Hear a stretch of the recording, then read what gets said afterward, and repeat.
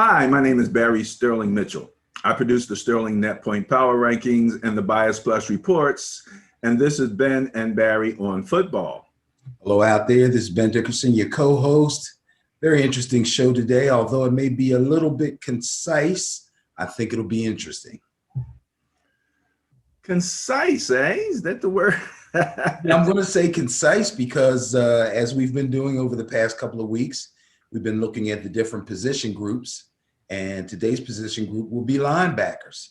Unfortunately, because of some commitments, I'm going to do half of the groups this week and the second half or the top half of these groups for the league next week. That's fine. That's fine. And, you know, linebackers, and as we get into these line groups and some of these units, you know, you got to take a slightly, deeper look because, you have a team like, let's say, the Eagles, who were known at one point for being able to take their entire defensive line off the field and replace them with a fresh line. They were pretty deep like that. So it really does make a difference.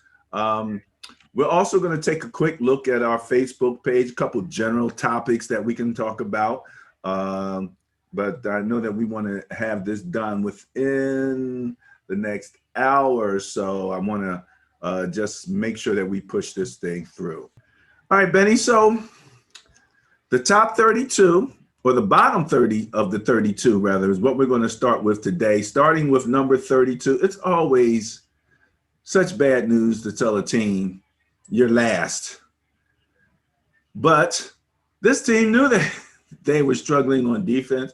We've debated the whole scenario with Aaron Rodgers and what he needs on offense versus what he needs on defense.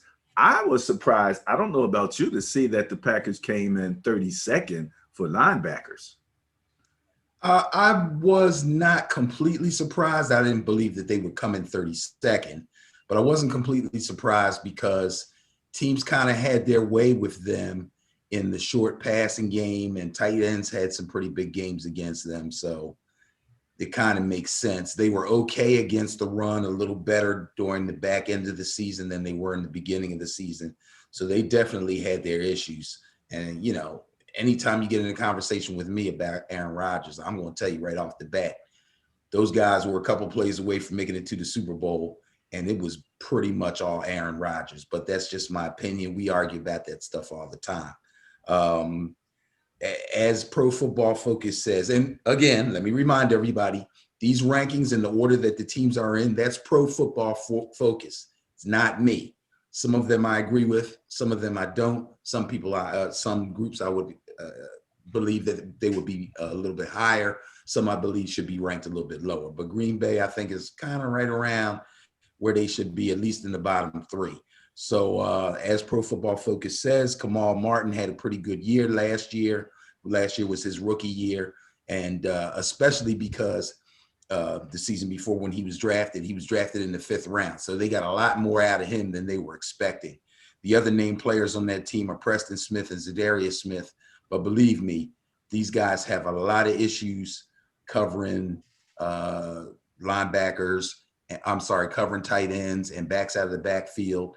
They get gashed in short yardage situations and long yardage situations with short passes. And that is basically their downfall and why they are rated so low. Well, as you can see here, in addition to the PFF ratings, we're going to just share some quick information from their Madden ratings just to get an idea about where they stand relative to things like speed, acceleration, strength, things like that, and their general rating as a player relative to their physical attributes. So as you can see, Zadarius Smith is obviously head and shoulders above the other two. I was surprised that Kamal Martin came in as low as he came in. But okay, that's your Green Bay Packer unit. Who's up next? Number 31, we have the Cincinnati Bengals. Okay. I believe their defense will be improved, but obviously the linebacker core is not up to par and wasn't up to par last year. They played poorly pretty much all last season versus the run and the pass. Logan Wilson, Jermaine Pratt, Akeem Davis, Gaither, who was a 4th-round pick last year. So I don't know what they expected from him, but all of them are going to have to step up if this defense is going to get better as a whole. Yeah, when you look at stepping up with this particular group here, I take a look at them, and again, all of them right in that low 70 range in terms of their overall rating. Not bad speed, though. They all have some decent speed, some decent acceleration. They might have some other issues relative to awareness and things like that. But, you know, that's a group, like you said, stepping up. You can increase your Madden rating. You know, it's not like wherever your Madden rating is, it can't get better. So as they play better, they'll increase their Madden ratings also. All right, who you got next? Next up, number 30. This is going to surprise a lot of people. The Los Angeles Rams. Okay. Now, if you remember, when we did the position group of the defensive linemen last week, the Rams were rated pretty high. Sometimes a defense can live off of a particular group, and especially a linebacker core can kind of live off of a defensive line core. That's why a lot of times when they split up the defenses, when people are talking about them, they talk about the secondary, and then they talk about the front 7. So the front 7 would include the D-line and the linebackers together as a whole. First of all, they lost a really good player in Corey Littleton. Leonard Floyd came over from the Bears, though, in 2020 last season and came up with 10.5 sacks. So that's a bright spot for them. But other than that, it's a pretty below average group. Letting Corey Littleton go is probably going to hurt them. I believe he went to the Raiders. I don't know. I don't know what else to say about that. If anything, they obviously have a really good D-line. They obviously have a really good secondary, but the linebacker core is lacking. And we're taking these ratings unit by unit.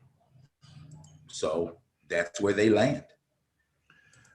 You know, as a Niner fan, I'm glad to hear it. As you can see, based on their Madden ratings, 70, 68, 70, Leonard Floyd having the highest, and his is only 78. So, yeah, those guys, we know where to attack when it's time to go after them, especially when you can match up the speed of the Niners running game. That's going to be an advantage for us. All right, who you got next? Next up, number 29, another surprise for a lot of folks, the Philadelphia Eagles. Okay.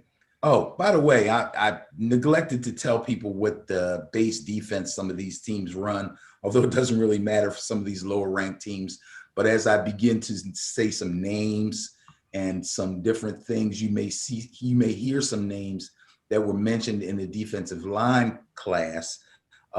That's because some teams run 3-4. So the guy may be on the roster as an outside linebacker, but in fact, he is an edge rusher. So that's part of the reason why they call some guys edge rushers and they call some guys defensive ends. If you're in a 4-3, you're going to be a defensive end. If you're in a 3-4, you're going to be an outside linebacker / edge rusher. So just to make that clarification. Now, Philadelphia Eagles run a base 4-3. Alex Singleton, excuse me, and Sean Bradley are both pretty young players. If you're an Eagles fan, you probably like those guys. TJ Edwards also is a young guy, and they brought in Eric Wilson from the Vikings to kind of bring in a little veteran presence there, but they didn't play well. I'm sure the Eagles want them to play better and going to try to keep that group together. And with the addition of Wilson, they hope that they can kind of prop that linebacker group up to make it match or at least complement their defensive line, which is a strength of their team. Okay. So who's next after that? Next after that would be number 28. That'd be the Detroit Lions. Trey Flowers. Now the Detroit Lions run a base 3-4. Trey Flowers is an edge rusher / outside linebacker, but he was injured in 2020. So they missed him severely. Jamie Collins came over from the Patriots So he's basically the leader of this group. He played really well last season for them, and he's obviously the strength of the group. He's a veteran presence. He comes over from the Patriots in the old Patriot way and all that stuff. So, yeah, they're going to lean on him heavily. But I don't think they have the complementary parts to push them up in these kind of rankings. All right, Detroit Lions. Next up, number 27. Number 27 is the Cleveland Browns. The Browns run a basic base 4-3. Anthony Walker, and I'm looking down, if you see me looking down, because I'm trying to make sure I pronounce some of these guys' names correctly. I believe this guy's name is Siani Takitaki. Taki. Yes, that's what I said. Taki. Yes. They're listed as the starters, and they have some veteran depth. They did pick a linebacker in the second round. That would be Jeremiah Owusu Karamo. Okay? JOK. Some people call him the Joker. Some people just call him JOK. They're expecting a lot out of this guy. I believe he went to Notre Dame. This guy is a sideline-to-sideline tackling machine. If anybody can boost this unit, he's the guy that can do it, and they expect him to do it. He will be inserted into the starting lineup day one. Day one? Day one.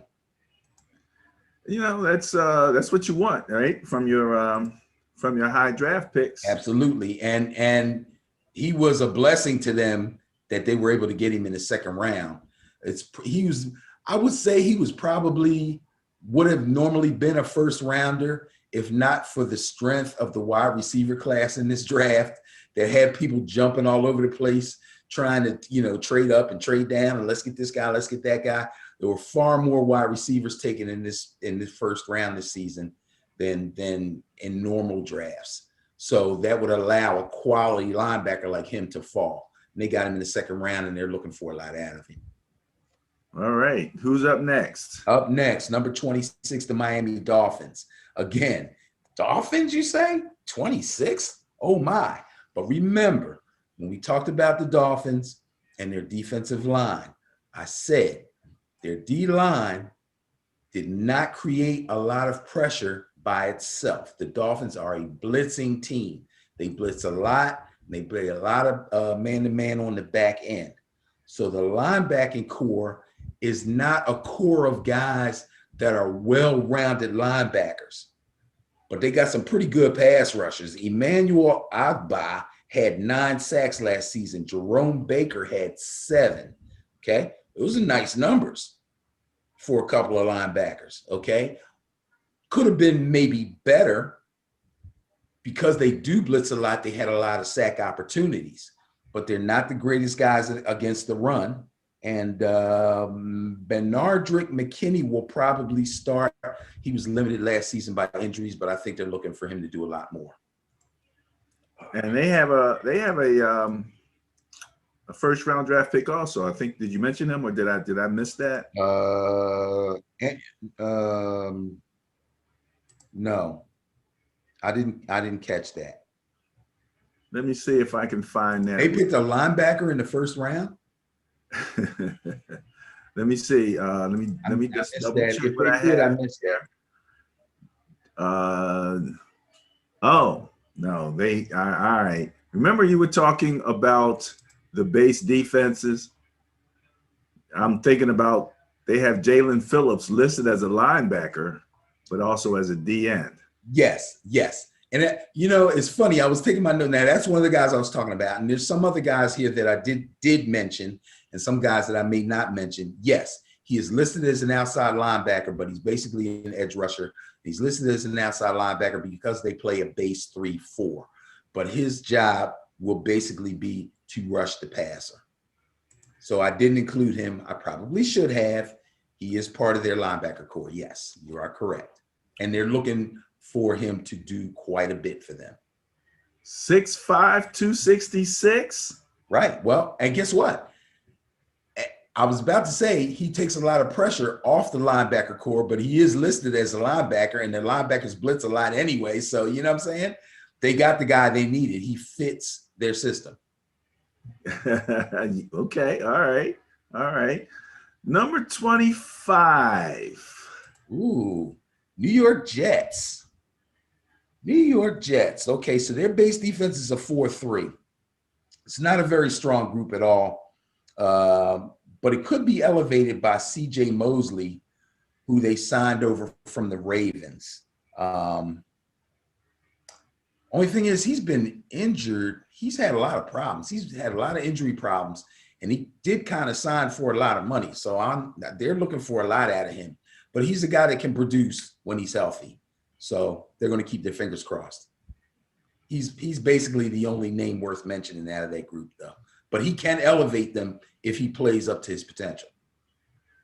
Well, again, you know, this is a group where when you look at them from a physical attribute perspective, you got two rated in the 70s, Blake Cashman and Jared Davis.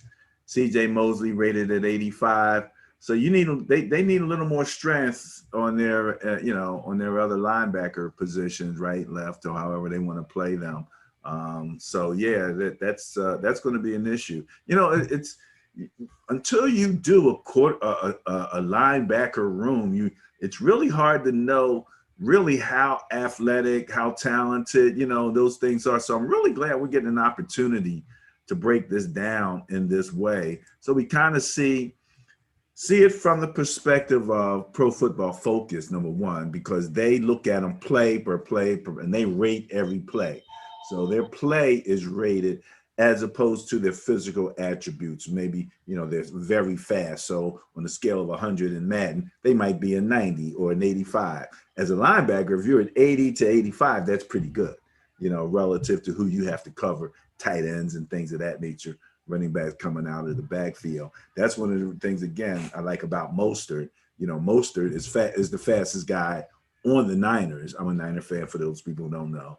So in a lot of cases, when he's matched up against linebackers, it's a win. You know what I mean? So it's nice to see this, not only for you fantasy guys who are looking to wonder why your defense is rated where it's rated when you got a few stars, but also for us Madden guys to know who to attack in the game. So a little bit of both of those. All right. Who's up next? Okay, up next. Again, this will be a surprise for some people.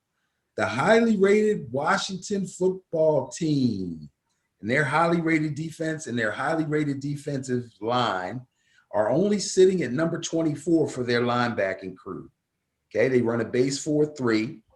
They did pick, they did pick somebody in the first round, linebacker. Jamin Davis is his name. He's going to be expected to move right into the starting lineup. I'm sure of that. As Pro Football Focus says, their unit has been struggling for quite a bit, but their D-line has made up for a lot of their transgressions, and their secondary has gotten a little bit better too. So they've been kind of muddling along with a subpar linebacker group, but they expect to try to get that to be better. Cole Holcomb and John Bostic are the other starters. They have some deficiencies, but again, I said they've been covered by the excellent defensive line. So again, there you go. When you say deficiencies, that's right in line with their Madden ratings. David Mayo is at 68, Bostic 72, and Holcomb 75. They're not slow. Holcomb's at an 87 on the speed rating, and 88 on the acceleration. Maybe they could be a little stronger, and they're rating 70s on strength. But that's kind of surprising considering how good their defensive line is. When we did defensive lines last week, I don't remember exactly where they came in. Do you have? They were up at the top though, weren't they? What, the D-line? Yeah. Oh yeah. I have so much stuff up here from all this information I've been digging up. I can't remember exactly, but I'm fairly sure they were top 5, top 7 at least. So that kind of covers up for some of those deficiencies. Absolutely. That you might have at linebacker. Absolutely. You got a D lineman that can drop back, cover, and do everything else and really help support that. All right, who's up next? Up next, Number 23, Super Bowl runner-up, Kansas City Chiefs. Yeah, that linebacker core is hurting a little bit, baby. Chiefs. It's hurting a little bit, and they got exposed in the Super Bowl too. And it actually got exposed over the course of the season, but because of their high-powered offense, if you remember correctly, Kansas City was in a lot of high-scoring games. They just bludgeon you to death with touchdowns. That's how they win games. But their linebacking crew, nah, not that good. Willie Gay's a second-year player. He showed pretty good cover skills last season as a rookie.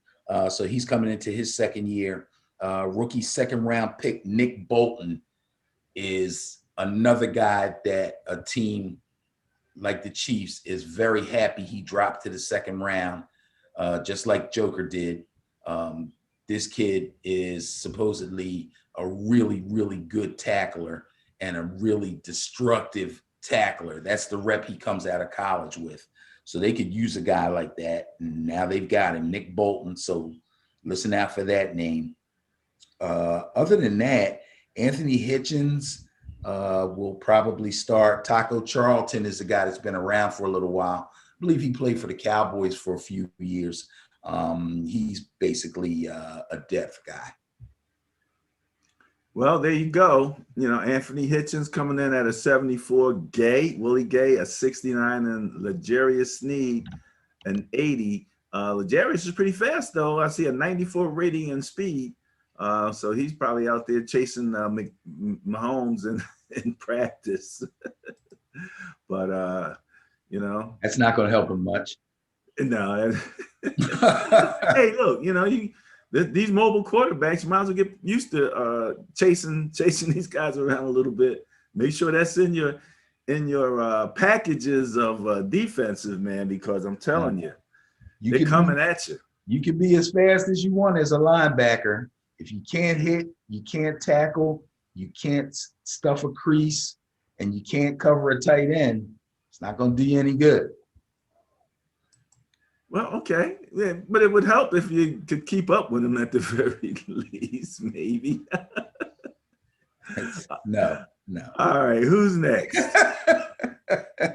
Number 22, Arizona Cardinals. Okay, so here's one of your division rivals. They run a base 3-4. Chandler Jones is a steady veteran presence on this team. But the other two starters are very young. Isaiah Simmons was a stud in college. People were raving about Simmons. I was hoping that maybe the Giants could get Simmons at the time. The guy's a real physical specimen.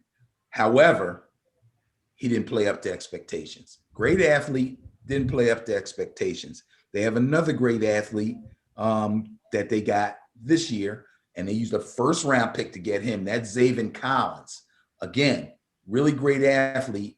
They're hoping that he will pan out to be the kind of athlete for them that he was in college. Hustling around the field, making tackles, stopping the run, being able to cover tight ends, all that stuff. That's the kind of thing you need from your linebackers. If you have one linebacker that's a great run stopper, you have one linebacker that can cover, you're in pretty good shape. If you have one that can do both, you're still in pretty good shape, you know? But if the guys can't do anything or one thing really well, then you begin to have problems. And that's why some of these teams are rated as low as they are. Well, obviously, Chandler Jones is the man over there based on his Madden rating at 94. Isaiah Simmons and Marcus Goldman both 79, but Isaiah's showing 93 speed, 93 acceleration. So they've got some talent over there, you know, and didn't they? And they just bulked up, didn't they, right? They just bulked up their line a little bit. Yeah, I believe so. The thing is, now, when you're talking about the Madden, you saying I believe so because you're being funny because you know who I'm talking about, right? JJ Watt.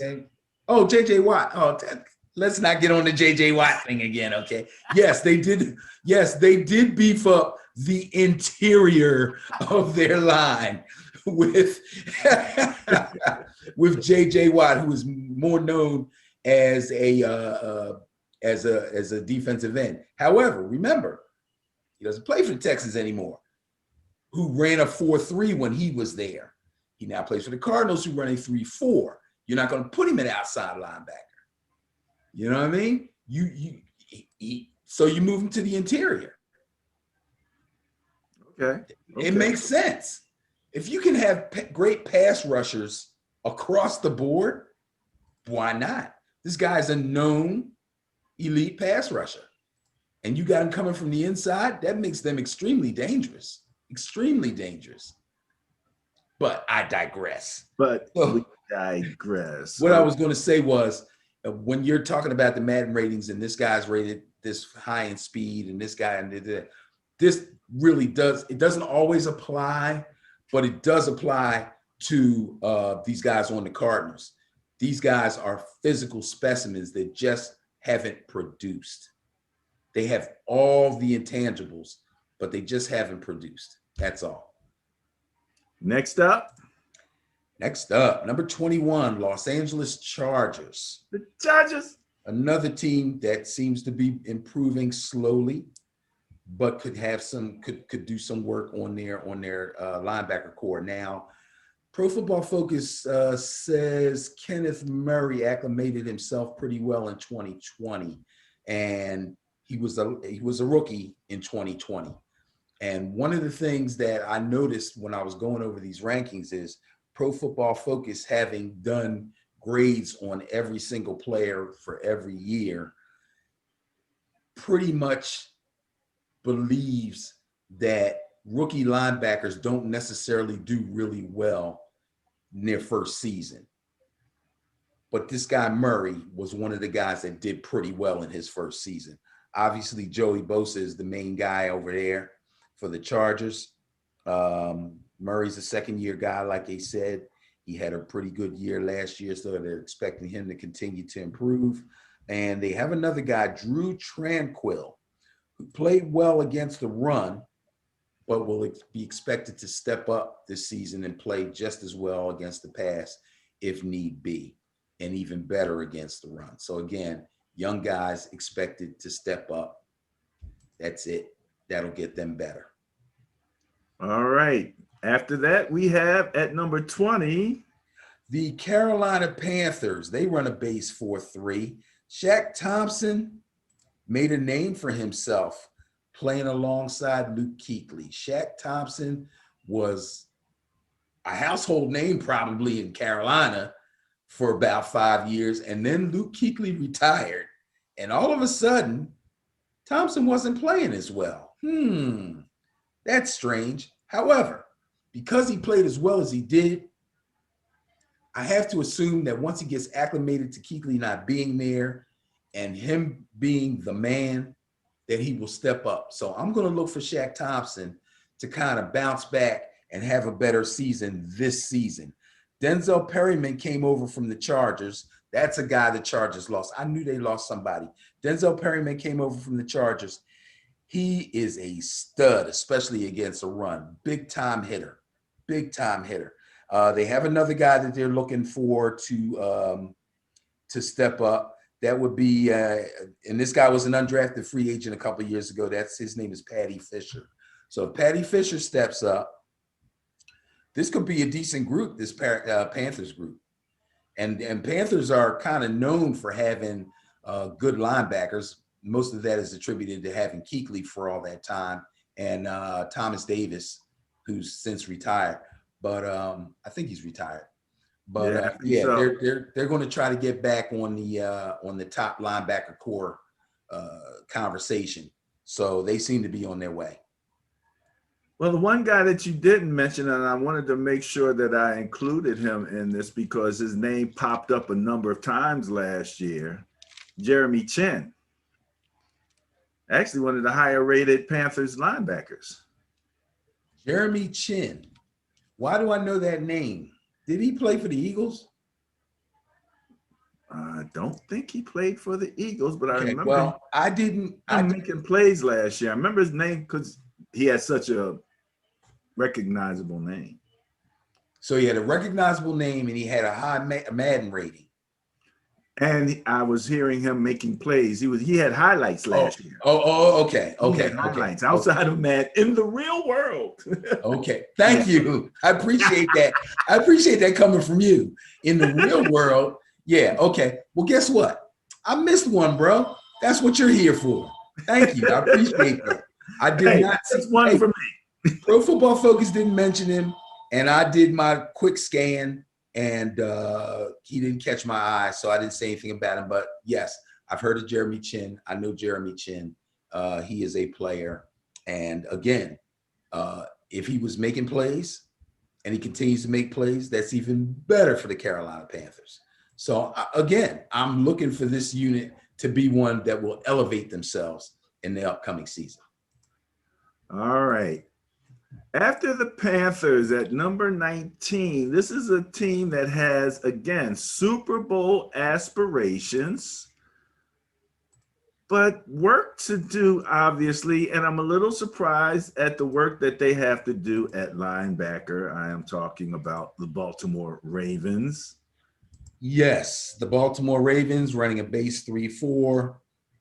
Again, we have a linebacker core that's a little underachieving, but is living off the secondary and their defensive line. Pernell McPhee is the steady veteran presence, and he's been steady and he's been solid. But Patrick Queen is the guy that they look to be the big-time playmaker. And although he made quite a few big splash plays last season, he also got torched quite a bit. So this is a guy that, again, has all the physical tools, all the intangibles, just has to get his game together and be a little bit more solid, not get burned in the passing game, and then make all them game-saving tackles that big name linebackers are supposed to make. So they're expecting Patrick McQueen.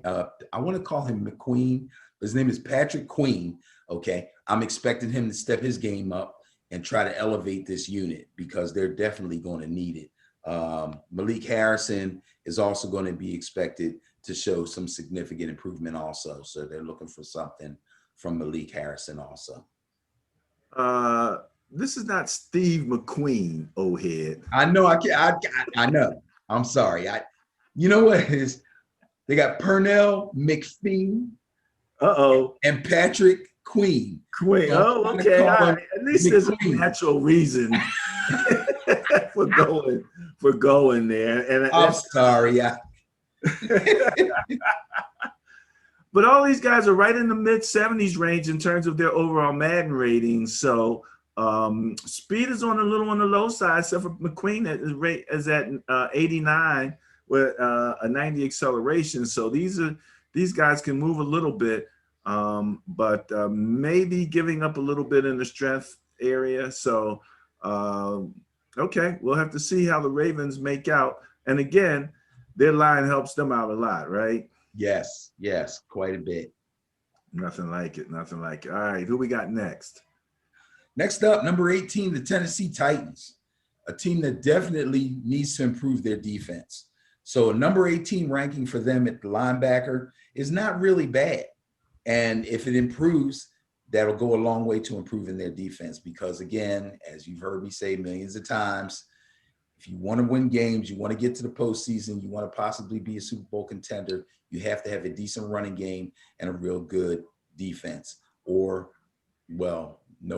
Yeah, that's it. So obviously the Tennessee Titans have the great run game. They have the big, solid offense.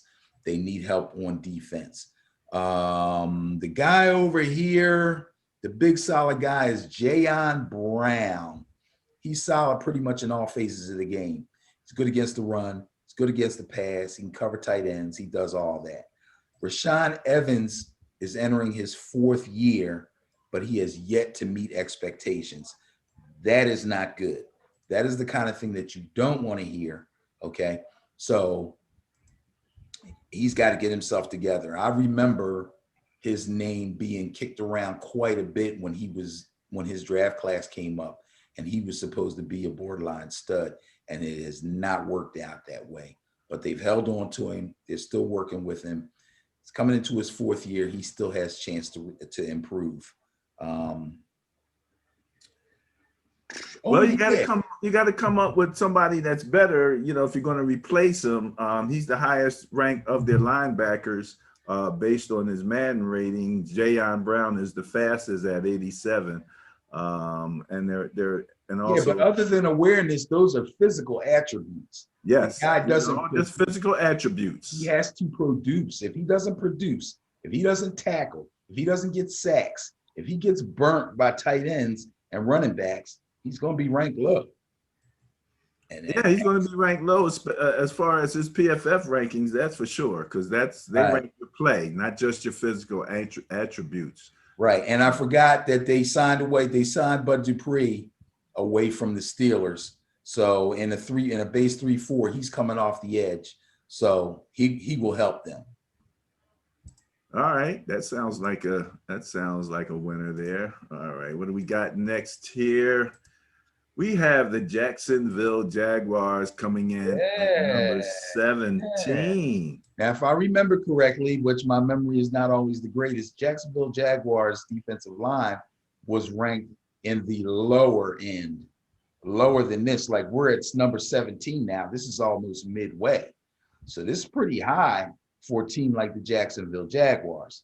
Now, Miles Jack started last season like the stud everybody expected him to be, and then he kind of slacked off as the year went on. I don't know why. I don't remember him sustaining any serious injuries last season. I know the season before that he was hurt, but last season I don't remember him being hurt. So I don't know, maybe the fact that they were losing a lot of games got to him or whatever, but he just didn't play as well as he did when he started off. And he started off, like I said, like the stud he's supposed to be. So that means he can do that again, as far as I'm concerned, because he's still a young guy. He's not an old guy. Joe Schobert is a name to remember for Jacksonville. He played well after coming over from the Browns, just not quite as well as they expected. But sometimes guys leave one system, come to another. It takes them a little time to get acclimated. Urban Meyer's the new head coach. He's bringing in a whole completely new coaching staff. So let's see what this new coaching staff does with Miles Jack and with Schobert, and see if they can improve them. Together, they can probably improve. I think Pro Football Focus is expecting that to happen because they have him ranked at number 17. Yeah, I mean, they've got some talent, obviously, and Miles Jack, it's funny when you say that name and you almost forget about him. He was news, man. I think of him sort of like what's his name for the Browns? Who's the DN for the Browns? Garrett. Miles Garrett. Yeah. So you got the two. They might have come out in the same draft. For some reason, I think they came out in the same draft. Are you serious? I think so. That would be crazy. And again, you mentioned that some of these guys are running in a 3-4. So that means that we have certain like extra linebackers. I know when I was trying to pull some of this information together, with these comparisons, they do a natural 3. But for the 3-4, you have to remember that other guy. In this case, it was Clayfon Chason, and he's ranked 72 on Madden. Okay. Yes, and I did probably mention his name when we were going over defensive lines because he's primarily a pass rusher. Yeah. I remember that name. It's K-Levon. K-Levon, is that how you say it? K-Levon Chason. K-Levon Chason. All right. I'm gonna have to give you some credit for. You had to work some of these out. Some of my still can't. Tagovailoa. You got me saying Tagovailoa. Is that tongue? See, though, you messing me up now. Tagovailoa. Yeah, right. All right. Well, before we worry about Tagovailoa, let's look at number 16. And Ben, we're going to finish here. Okay, that sounds good to me. That's more than actually the lower half, finishing up at 16. But I think 16 is a pretty good place because you have the Las Vegas Raiders. And whenever you name my man Nick Kwiatkowski. Kwiatkowski, very good. Well, remember, I was always so fond of him when he was with the Bears. Yes, Because yes, yes, he was yes, always yes. just making plays, you know. And it's Especially when crazy. It says right here on Pro Football Focus, they got Corey Littleton over from the Rams. Corey Littleton was a bad boy with the Rams. So they signed him for huge money. He comes over. He doesn't have nearly as good a season as they expected, and not nearly as good a season as they really needed from him. But Kwiatkowski comes over for a lot less money and actually had a better season production-wise. So now if Littleton can get himself together, guess what? They got quite a pair there. They got quite a pair there. The Raiders are going to be okay at the linebacker position. Now, I got a little confused. They have Jonathan Abrams listed as a linebacker. But he's a safety. he's listed as a safety on Madden. Okay, so he's listed as a safety, but he had him in the Strong linebacker safety, group. though. Yeah. Safety. It's a little weird. So I think he's kind of in the mold of the Julius Peppers mold. And not Julius Peppers, Jabril Peppers. I'm sorry. Okay. Sorry about that. Jabril Peppers mode, where he can kind of slide in and out from an outside linebacker or a weak side linebacker in a 4-3, which is what they run. Yes, they run a 4-3. So he'd be like a weak side linebacker / strong safety. But his name was mentioned. But I would presume that they would prefer him to play safety, which means we've got some names here: Darren Lee, Nicholas Morrow. These are guys that are like second and third string on the depth chart. One of them's got to step up and take over that third linebacker spot so that he can just sit at safety. That will be a good thing for their defense. All right. That wraps up this portion of the linebacker rooms number 32 through 16. Wow. I have to think about that again because, you know, like I said, that this impacts your defense in their overall ranking. And it will be interesting to see how this correlates, especially to your fantasy ratings on your defense. When they rank your fantasy defenses, what would you say are some of the main factors that they're looking at?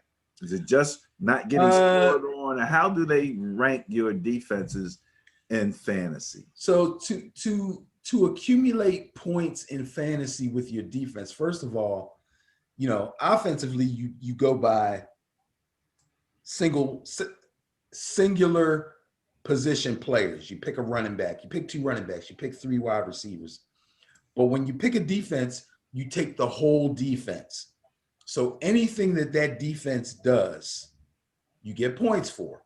So if they get a shutout, you get a certain number of points for that. If they give up 6 points or less, you get a certain amount of points for that. 12 points or less, you get a certain amount of points for that.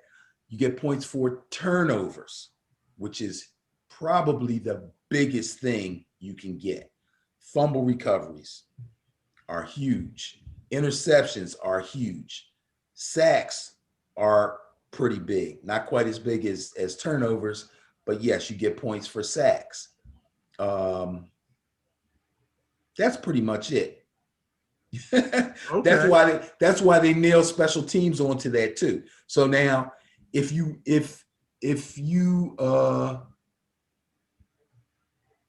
let me see. Yeah. If you have the Tennessee defense and a Tennessee kick returner runs back a kick, your defense gets points for that. So it's defense / special teams. That's you get a little something from special teams. Oh, absolutely.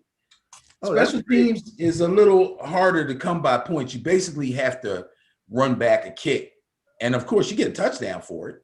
Block punts, block field goals, all those count. They all count. But they all count to the defense. They all count to the You don't have a fantasy special teams group. No, it's defense / special teams. It's all one group. Okay. That's good stuff.